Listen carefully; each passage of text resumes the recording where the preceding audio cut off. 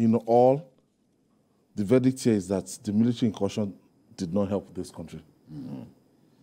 Well, I think I've said that repeatedly, and Wale too has made that point.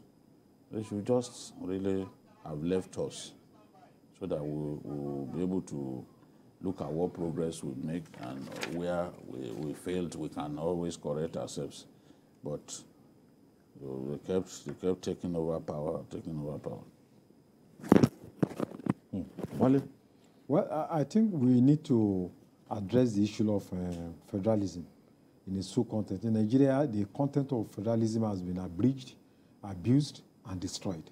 So if we are truly a federal country, we need to practice federalism in accordance with the principles of the founding fathers, like James Madison. And the essence of federalism is that there should be, to avoid tyranny, so that there be no a central government that is too powerful, then to balance order, and also to have the states where to be used as laboratories where new ideas can emerge. But unfortunately, we have abused federalism in Nigeria. So I think if we can really practice federalism the way it's supposed to be, I believe that the country will have a better future. Some people will say that so far this democracy has not been the best form of government.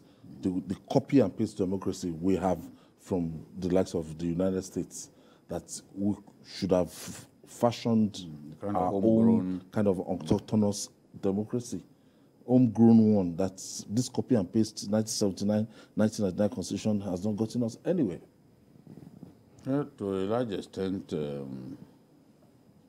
I would say they are right. I personally think that we have to look at the system. The system is very expensive to run, we cannot deny, but there are opportunities for us to address some of these problems. We need to build institutions that are strong. We shouldn't simply focus on strong individuals, but focus on building strong institutions. Why, for example, should governors think that they can get away with a blue murder in our country? Even the issue of immunity has to be looked at. We have to look at it again. So, both from criminal prosecution, it's not a perfect system. It's not a perfect system.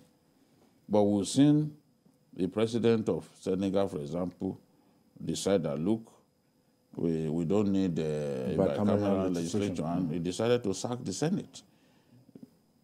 I know that in Nigeria that is difficult, but let us even start.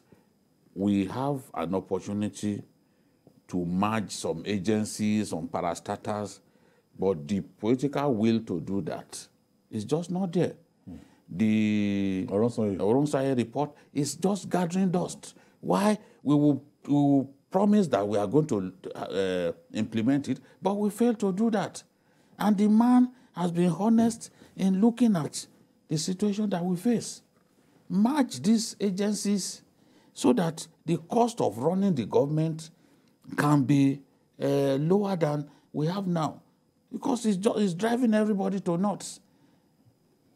Every year we spend so much money on recurrent. We can't find enough money to fix infrastructure, to freshen up infrastructure in our country, because recurrent expenditure is taking a lot more than it should take.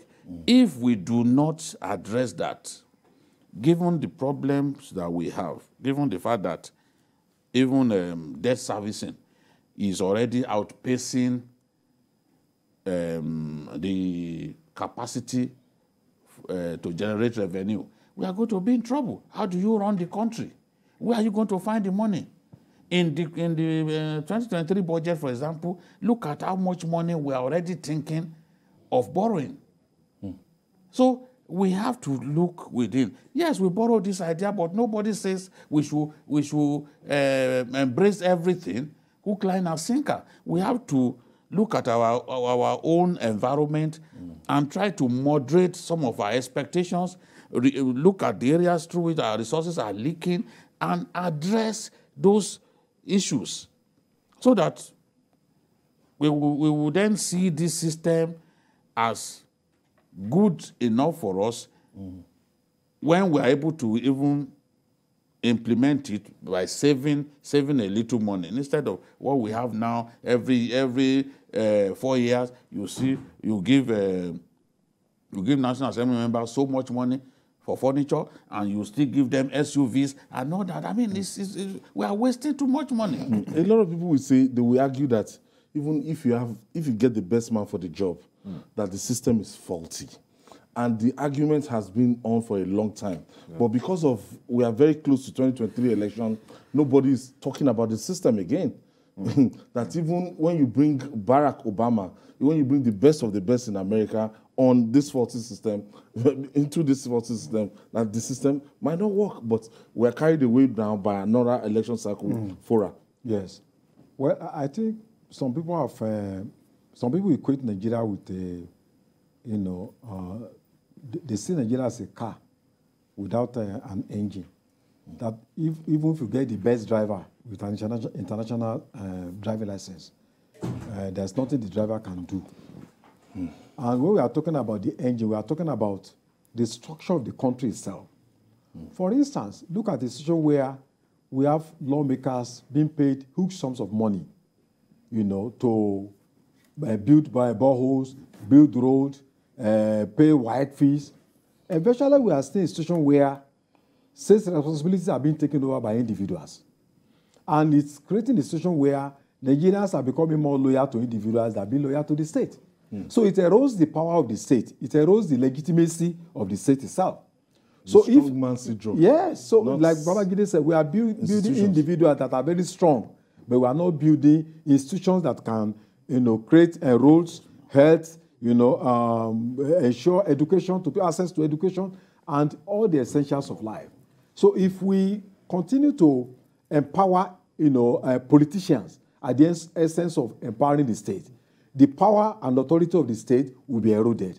And you have a situation where people will only become loyal to individuals instead of having respect for the state, which is supposed to be the normal situation in a democratic setting.